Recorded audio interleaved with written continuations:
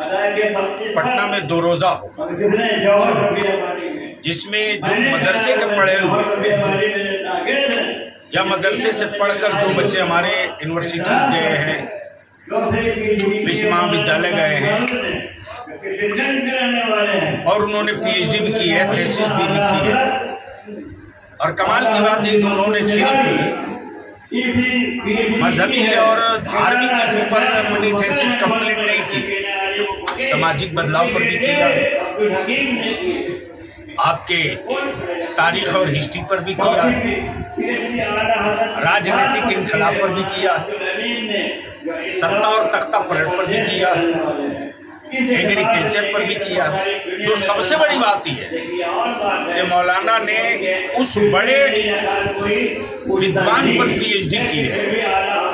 अब तक हमारे देश की एग्रीकल्चर यूनिवर्सिटीज जो पानी तलाशा है, ड्रिंकिंग वाटर, वो 60 तरह का, लेकिन ये उस आलिम पर इन्होंने पीएचडी की है जिन्होंने करीब 100 साल पहले भारत में 360 क्वालिटी का पानी ढूंढकर अपने किताब में लिख रखे।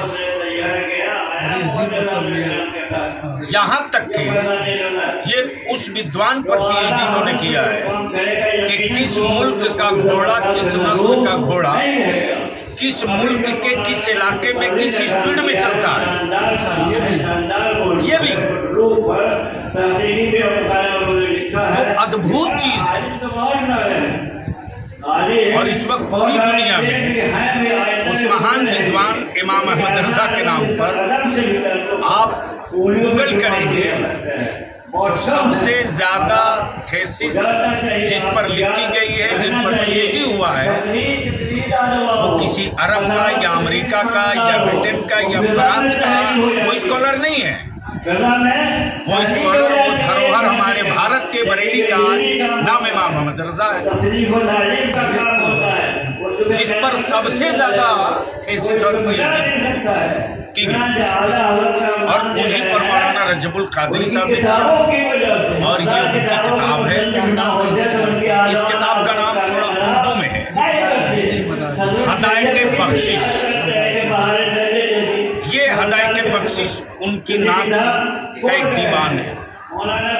उसके मौजूदाती और उसलूब का एजाज, यानी उन्होंने जो भाव पैदा किया है अपनी शायरी में, जो रस उन्होंने बिखेरा है अपनी शायरी में, और जिन बिंदुओं को टच किया है अपनी शायरी में, वह आत्मा को सुकून, रूह को तस्कीन, दिलों को खुशी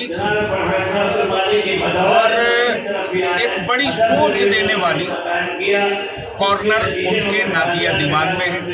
और उस पर इन्होंने अपनी डॉक्टरेट कंप्लीट की है। इसलिए मौलाना रजबुल कादरी साहब मुबारकबाद।